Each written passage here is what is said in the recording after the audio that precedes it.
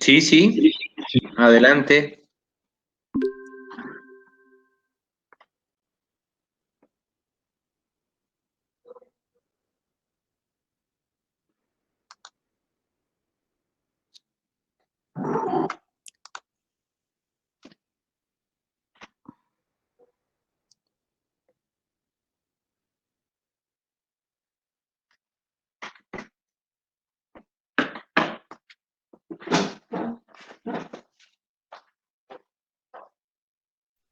Ya.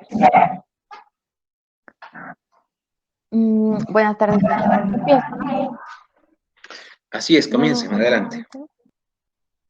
Buenas tardes, doctor. Buenas tardes, compañeros. Mi nombre es Adriana Escobar. Voy a empezar la sesión de hoy.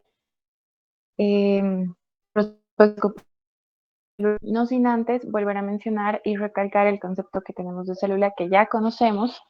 Sabemos que la célula es la unidad fundamental, esta es la base de los seres vivos, de todos los seres vivos.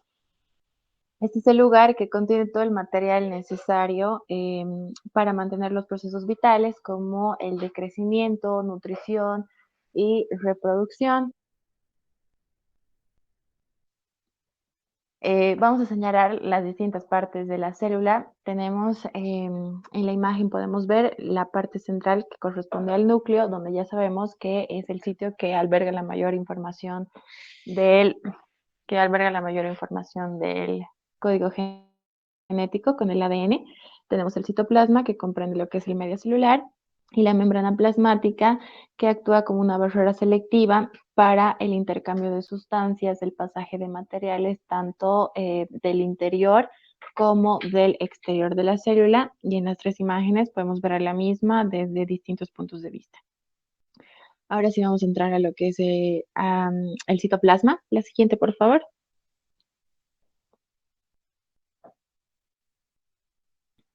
Bien, el citoplasma.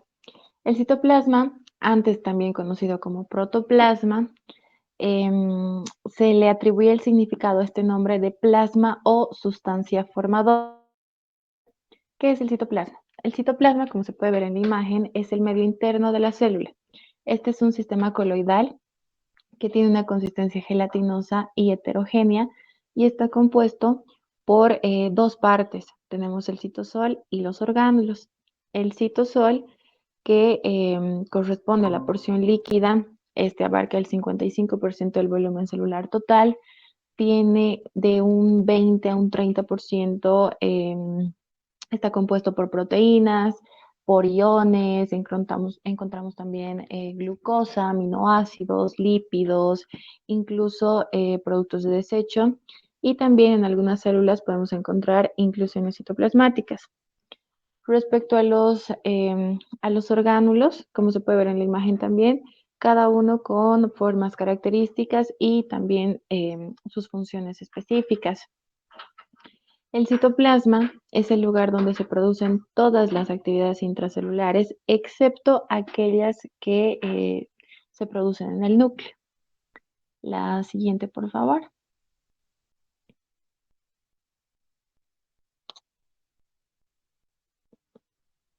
La siguiente, por favor. Bien, al ectoplasma, ay, perdón, no, la anterior. Al citoplasma lo vamos a poder dividir,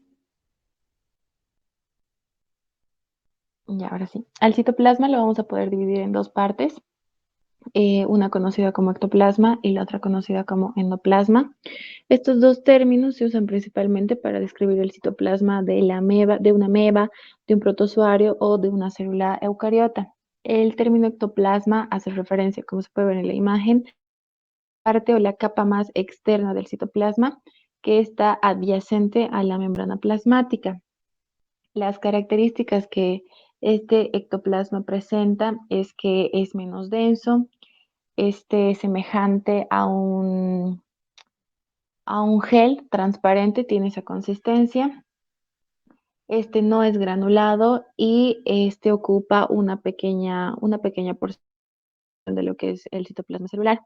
En cambio, el endoplasma es la parte interna del citoplasma, es la que está en contacto con el núcleo, está próximo al núcleo, es la que contiene la mayor parte de los organelos celulares, esta es más densa, constituye la mayor parte de la célula y es el sitio donde se realizan la mayor cantidad de los procesos metabólicos y químicos en la célula respecto al citoplasma. La siguiente, por favor.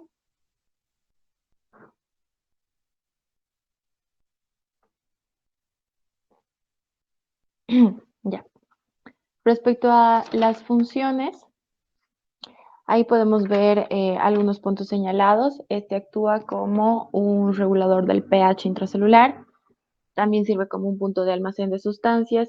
Ya lo habíamos mencionado, es el sitio donde ocurren donde ocurren las reacciones metabólicas y químicas. En este lugar también se encuentran las proteínas motoras que participan en el transporte de orgánulos y de vesículas, como se puede ver en la imagen inferior. Entre otras funciones, también este sirve, o más bien nos ayuda a comunicar el medio interno de la célula con el externo, permite que la célula conserve su forma, esto por el citoesqueleto, que también contribuye a lo que es el movimiento celular. También brinda elasticidad a la célula, sirve como un punto de sostén y permite la movilidad de los orgánulos. Respecto a un punto que está señalado ahí, que hace referencia a que es el sitio donde ocurren las reacciones metabólicas. En la imagen que está en el centro, podemos apreciar eso. Este es un proceso, la anterior, porfa. Ahí. Este es un proceso denominado glucólisis que tiene lugar en el citoplasma. Es un proceso que consta de una serie de 10 pasos para, o más bien con dos finalidades, que es la generación de moléculas de alta energía, en este caso el ATP y el NADH, como fuente de energía celular en procesos de la respiración aeróbica, y también para la generación de piruvato, que pasa al ciclo de Krebs, que ya tiene lugar en otra organela celular, pero todo esto a base o más bien por una molécula de glucosa. Y en las imágenes laterales que se puede ver en la esquina, son gránulos de glucógeno y gránulos de lípidos. Estos son grupos, respecto a los gránulos de lípidos, estos son gotitas, son gotas de triglicéridos que se encuentran en este lugar. Y los gránulos de glucógeno, que son grupos de agregados de glucógeno que reciben este nombre. Estos pueden aparecer y desaparecer a lo largo de la vida celular en ciertas células. La siguiente, por favor. Sobre eso, Wendy, es importante agregar una cosa, ¿no? Esos depósitos que tú dices de glucógeno o de lípidos o de algún pigmento que se queda en el citoplasma de la célula se llaman inclusiones celulares, eso es importante aclarar, ¿no? Entonces, una inclusión de glucógeno, por ejemplo, es un depósito de glucógeno que el momento en que la célula necesite energía va a destruir ese glucógeno, es decir, lo va a catabolizar y va a producir glucosa 6-fosfato, ¿no? Mediante la glucógeno fosforilasa va a producir glucosa 6-fosfato. Entonces, también es otra reacción química que ocurre en las células, principalmente en los hepatocitos, ¿no? Las células hepáticas, que ustedes tienen que entender que el órgano más importante para la detoxificación celular, por ejemplo, es el hígado, ¿no? Solamente como un aporte. Sigue, por favor, está muy bien. Ya, sí, doctor. Bien, en esta diapositiva, ya para reforzar un poquito todo lo que habíamos dicho anteriormente, podemos ver una célula. Como habíamos dicho, el citoplasma, en este caso, corresponde a todo lo que está con color celeste. Ya habíamos mencionado que no tiene una composición homogénea, este tiene una composición heterogénea respecto a lo que es la parte central, que llega a ser el endoplasma, y la parte externa con el ectoplasma. Podemos ver que la parte externa, la periferia, es menos densa en comparación a la parte central, que es el endoplasma, donde ya habíamos dicho que está ocupada por los organelos celulares. La mayor parte de los organelos celulares es el sitio donde se dan la mayor parte de las reacciones químicas y metabólicas. Y es más denso por esto, por todo lo que hemos mencionado. También podemos ver algunas imágenes correspondientes a algunos de los organelos celulares de los que vamos a hablar en breve. Tenemos el retículo endoplasmático rugoso, el retículo endoplasmático liso, cada uno con sus respectivas características y funciones. Tenemos una imagen que corresponde a la mitocondria, que como ya sabemos es la función principal de esta es la generación de energía a través del ATP, mediante el ATP. Y tenemos una imagen que corresponde a lo que es el aparato de Golgi con sus componentes estructurales. Ya le toca a mi compañero, por favor. Buenas tardes a todos. Primero quisiera disculparme si es que se escucha música de fondo, se está dando una fiesta cerca mío y no puedo hacer nada contra eso, pero sigamos con la exposición. Vamos con el citoesqueleto. A menudo pensamos que la célula es un glóbulo sin forma, un glóbulo suave sin forma, pero este al contrario, igual que nosotros, cuenta con una estructura que se llama el citoesqueleto y este sistema está compuesto de tres tipos de filamentos que vamos a ver a continuación: el filamento intermedio, los microfilamentos de actina y los microtúbulos de tubulina. Vamos primero con los microfilamentos. Estos están formados por una cadena, por dos cadenas entrelazadas de la proteína actina. Estos son capaces de deformarse, doblarse, acortarse, como lo requiera la célula. Estos forman, una de sus principales funciones es dar la forma a la célula. ¿Y cómo ocurre esto? Pues en la membrana plasmática existen proteínas adaptadoras de filamentos, que vamos a ver igual más adelante, y al igual que nuestra piel y nuestro tejido conectivo muscular sigue el patrón formado por nuestro esqueleto, igual se puede ver en la célula que la membrana sigue el patrón formado por estos microfilamentos de actina. Después forman los pseudópodos y las vellosidades. Los pseudópodos vienen a ser, como su nombre lo dice, pies falsos que vendrían a ayudar con el movimiento y también con diferentes procesos como el facilitar la fagocitosis en el caso de los macrófagos. Otra función que tienen estos microfilamentos de actina es la del anillo contráctil. Cuando una célula se divide, en la etapa final de la división, hay algo que aprieta a la célula para que de la célula madre se divida en dos células hijas. Este vendría a ser un cinturón de esta proteína actina. Su siguiente función es en conjunto a otra proteína que se llama la miosina. Y esto... Una contribución, Alfonso. Al respecto de eso, ese anillo contráctil que estás hablando se llama surco de segmentación, ese es el nombre correcto, y ocurre al final de la mitosis, ¿no? Cuando las dos células van a separarse con las células hijas. Se llama surco de segmentación, ¿ya? Está muy bien, sigue. Ya. Después, junto a la miosina, al trabajar en conjunto, hacen la contracción muscular, que resulta en el movimiento, gracias a esto. Y finalmente está la ciclosis. Estos filamentos igual ayudan en la ciclosis, que es el movimiento de los orgánulos dentro dentro de la misma célula o del citoplasma. Siguiente, por favor. Estas son representaciones, no, lo anterior. Estas son representaciones de lo que les decía anteriormente. La primera imagen es un pseudópodo de una ameba que le ayuda a desplazarse. La imagen de arriba a la derecha es un proceso bioquímico complejo, pero es el funcionamiento de la actina y la miosina para generar la contracción muscular. El tercero es un proceso de fagocitosis que está facilitado por las microvellosidades y pseudópodos.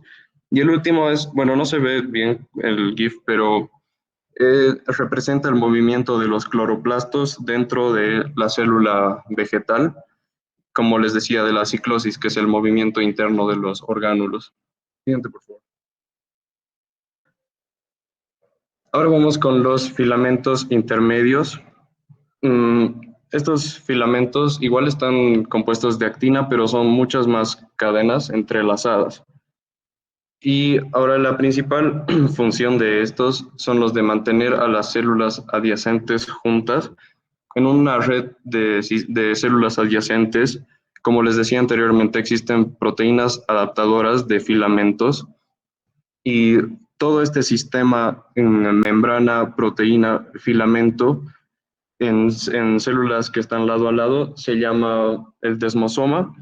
Y al contrario, cuando la célula se une a la membrana basal, esta unión se llama hemidesmosoma, porque solamente está a la mitad de la proteína adaptadora. Y como último dato, el mal funcionamiento de este sistema complejo puede hacer que una célula migre o se suelte de su membrana y migre a un lugar donde no le corresponde. Y si justo esta célula ocurre que es una célula cancerígena, esta puede migrar a otro lado y formar un tumor ahí, y esto se llama metástasis. Gracias. Bueno, buenas tardes, doctor, buenas tardes, compañeros. Yo voy a continuar con los microtúbulos. Básicamente se puede decir que los microtúbulos son estructuras dinámicas, las cuales se pueden desmontar, se pueden crecer de una forma bastante rápida mediante la adición o remunición de las proteínas que se llaman tubulinas. Siguiente, por favor. Ya, bueno, la constitución de los microtúbulos. Un microtúbulo está hecho básicamente de proteínas llamadas tubulinas, las cuales están organizadas para formar un hueco, como un ejemplo, un popote, como se puede ver. Cada tubulina está compuesta de dos subunidades, la A tubulina y la B tubulina. Como se puede ver en la derecha. Alfa tubulina y beta tubulina. Perdón, alfa tubulina y beta tubulina.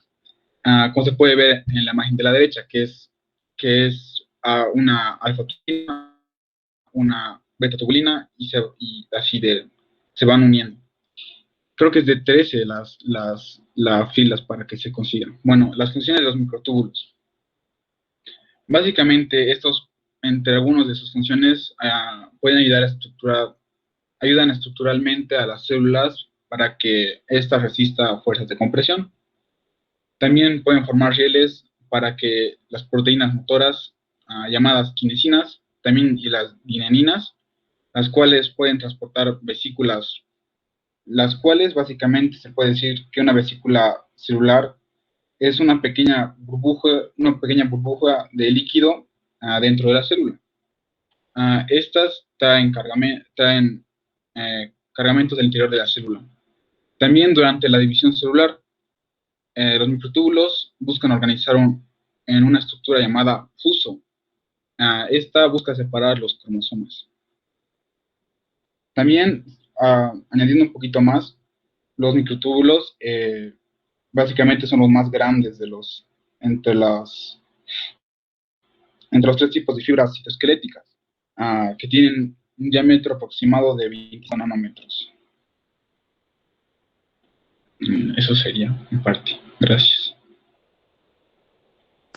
Buenas tardes, doctor, compañeros. Bueno, continuando con la exposición, vamos a hablar acerca del retículo endoplasmático rugoso. Bueno, en general, el retículo endoplasmático es el organulo más grande de muchas células eucariotas. Bueno, este retículo endoplasmático solo existe en las células eucariotas y no en las procariotas. Y en las células nerviosas es conocido también como cuerpos de Nils. Este organulo está localizado en el citoplasma y está próximo al núcleo. Y se caracteriza por tener una apariencia áspera, y esto es porque tiene ribosomas adheridos en sus membranas. Esto al lado del citosol. Está formado por membranas interconectadas, y estas membranas se continúan y se comunican con la membrana nuclear y también con la membrana del retículo endoplasmático liso. Y está formado por sacos y grandes cisternas aplanadas. Como podemos ver en la estructura y en la imagen, que está ahí, podemos ver que el retículo endoplasmático rugoso está unido tanto al núcleo como al retículo endoplasmático liso. Podemos ver la membrana, las cisternas, los ribosomas que están unidos a la membrana, el lumen, que también es llamado luz del retículo, es donde caen las proteínas sintetizadas. Siguiente, por favor. Bueno, en cuanto a las funciones, la función principal de este orgánulo es la síntesis de proteína, es decir, la traducción. Esto con los ribosomas que están fijados en su membrana. Esta síntesis de proteínas se da en las proteínas integrales que están asociadas a la membrana y también en las proteínas de exportación, las proteínas que son liberadas al medio extracelular, las proteínas lisosomales que tienen como destino final el organelo lisosomal. Como podemos ver en la imagen, las proteínas sintetizadas pasan del retículo endoplasmático rugoso al retículo endoplasmático liso, luego pasan al aparato de Golgi, a los lisosomas, a la membrana plasmática o también pueden pasar al exterior. Pero esas proteínas sintetizadas y almacenadas, antes de ser transportadas a estos otros orgánulos, tienen que ser glucolizadas para convertirse en glucoproteínas. Esto quiere decir que tiene que haber una adición de carbono a la proteína. La glucolización de las proteínas, esta se produce en el lumen que vimos en la estructura, ¿no? Y otra función importante también que podemos mencionar es el control de calidad. El retículo endoplasmático rugoso tiene un importante papel en la hora de detectar proteínas defectuosas. O también proteínas que no sean útiles, ¿no?, para el organismo. Este proceso empieza cuando se detecta una proteína mal plegada durante la síntesis de proteína. Esta proteína que es detectada regresa al lugar de su origen para que sea otra vez bien plegada. Y en caso de que no se da la corrección de esta proteína, pasan a otra fase donde hay enzimas que desintegran a la proteína defectuosa y lo convierten en aminoácidos. Esto es con el fin de formar una nueva proteína. Eso sería. Mi compañera va a continuar. Buenas tardes, doctor. Buenas tardes, compañeros. Continuando, a mí me toca exponer sobre el retículo endoplásmico liso. Bueno, como había mencionado mi compañera, empezando por la ubicación del retículo endoplasmático liso, se va a ubicar, em,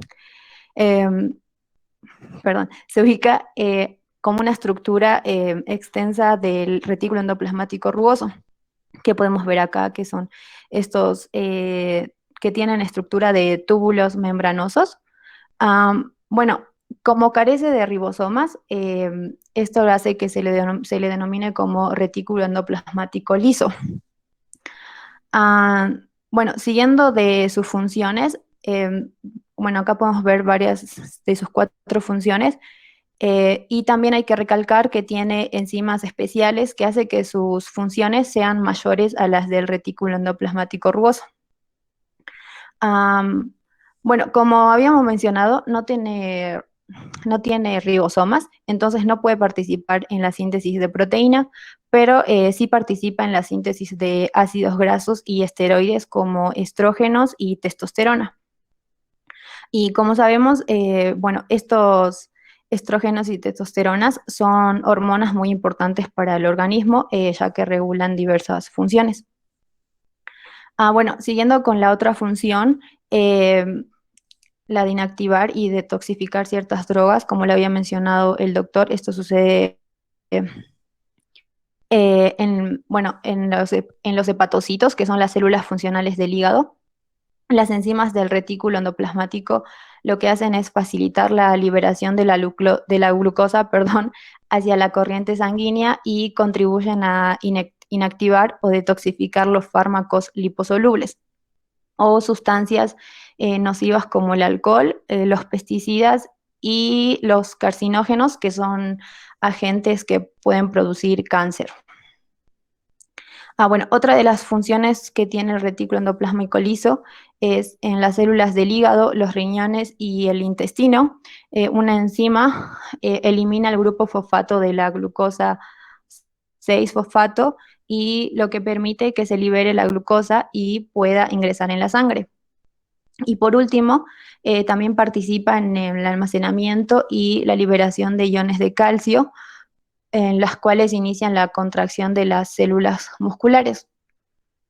Y a continuación voy a mostrarles un video que es básicamente una síntesis de todo, de las funciones de la célula y de sus orgánulos. ¿Me pueden decir, por favor, si escuchan?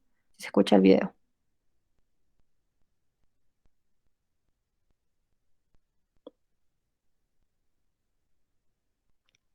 No, no se escucha. ¿No se escucha?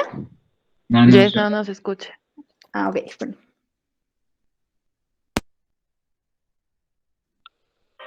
¿Ahí? Sí, sí escucha. Sí, ahora sí. Todos los seres vivos están formados por células. Las formas, tamaños y funciones pueden ser muy distintos, pero todas las células tienen en común la presencia de la membrana celular o plasmática, el citoplasma y el material genético. La membrana plasmática es una delgada bicapa de lípidos y proteínas que, entre otras funciones, protege a la célula y regula la entrada y salida de sustancias. El citoplasma es el material líquido contenido por la membrana plasmática. En él se encuentran las distintas estructuras celulares. La información genética está contenida en la molécula de ADN, que está ubicada en el núcleo celular. En el citoplasma se encuentran las organelas. En las mitocondrias se produce la respiración celular. Los ribosomas pueden estar libres o asociados al retículo endoplasmático rugoso. Son los sitios en los que ocurre la síntesis de proteínas. El retículo endoplasmático es una red de membranas. Se lo denomina rugoso cuando tiene ribosomas asociados y produce y moviliza proteínas. El retículo endoplasmático liso no tiene ribosomas y produce y moviliza grasas y aceites. El complejo de Golgi está constituido por sacos aplanados que reciben sustancias elaboradas en el retículo. Estas sustancias son distribuidas en la célula o eliminadas de ella. El citoesqueleto es una red de filamentos y fibrillas sumergidas en el citoplasma sobre las que se apoyan las organelas. En las células vegetales se encuentran algunas organelas particulares. Las vacuolas almacenan agua y pueden alcanzar hasta el 80% del volumen celular.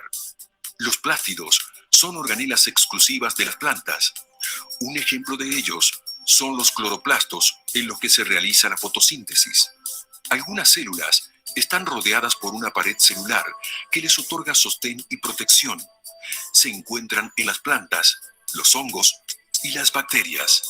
En la naturaleza existe una enorme variedad de seres vivos. Pueden ser muy diferentes entre sí, pero todos se originaron a partir de una célula y están constituidos por células que son las unidades estructurales y funcionales de todos los organismos.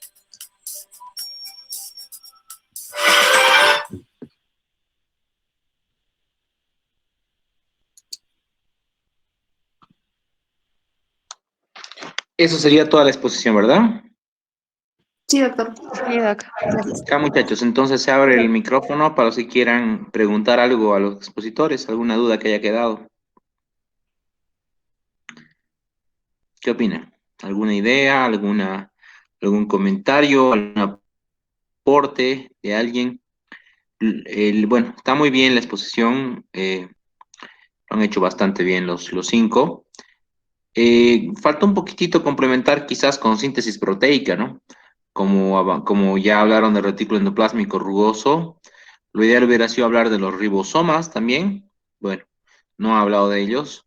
Hubiera sido ideal, en realidad yo les dije rugoso, pero el rugoso está tapizado por ribosomas, ¿no? Entonces lo ideal hubiera sido complementar con los ribosomas, aunque lo han mencionado un poco en el video también, pero bueno, hubiera querido que ahonde un poco más al respecto. ¿Alguna pregunta del resto de los alumnos?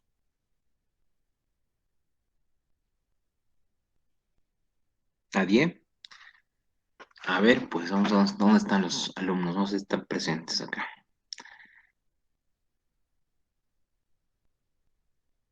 Brandon, ¿estás por ahí? Sí, Brandon Galicia. Brandon, ¿para qué había servido el retículo endoplásmico liso? síntesis de ácidos grasos, doctor, ay, se me olvidó. Desintoxica la célula, perdón. Detoxificación. Detoxificación. Detoxificación, sí, perdón. Y, o sea, limpia la célula de algunos fármacos, drogas que se encuentran en la célula, ¿no? ¿En qué, en Todo qué, en qué órgano está más desarrollado el retículo endoplásmico liso? ¿En qué células? en las células eucariotas, No, no. ¿En qué como células de qué órgano del cuerpo? el riñón sería. No, no, No, sí. no, no, no. Cristian Obando, ¿qué dices? Buenas ¿En qué tardes, células? doctor. En los hepatocitos del hígado. Muy bien. No, pues no vas de hepatocitos del corazón, ¿no? Está bien, Cristian. Hepatocitos, basta que digas hepatocitos, ya se sabe que es el hígado, por supuesto. Muy bien. A ver, una preguntita más por ahí. Erika, Kelly, Doctor, una pregunta. ¿Cuál es la función principal, como tus compañeros han hablado, del retículo endoplásmico rugoso o granular?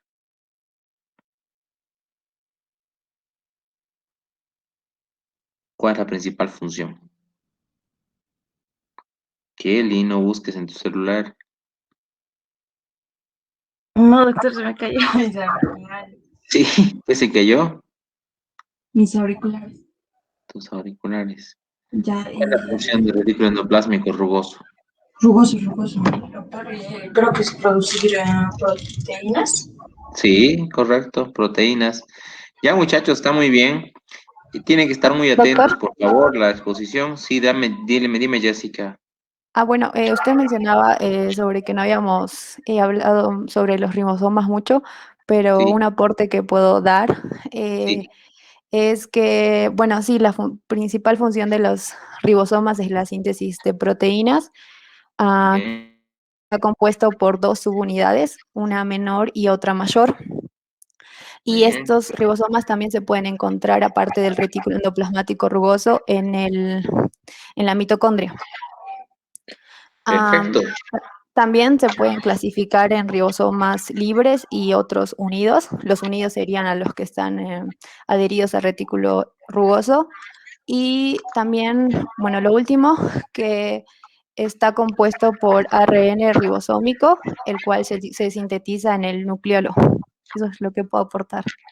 Excelente. Muy bien, muy bien. Bueno, puedes dejar de presentar, Jessica, por favor, entonces. Muy bien, muchachos, excelente. Es una exposición un poquito más corta de lo que esperaba, pero ha estado bastante bien. Entonces, de aquí en adelante, hemos avanzado hoy día en todo lo que es retículo endoplasmático rugoso, retículo endoplásmico liso. Además, hemos visto lo que es parte del citoplasma y citoesqueleto, los microtúbulos. Les hubiera pedido complementar un poquito, quizás, ¿no? Van a leer esto en su casa, lo que son los centriolos y el centrosoma. De eso no han hablado, ¿no? Se habla muy poco.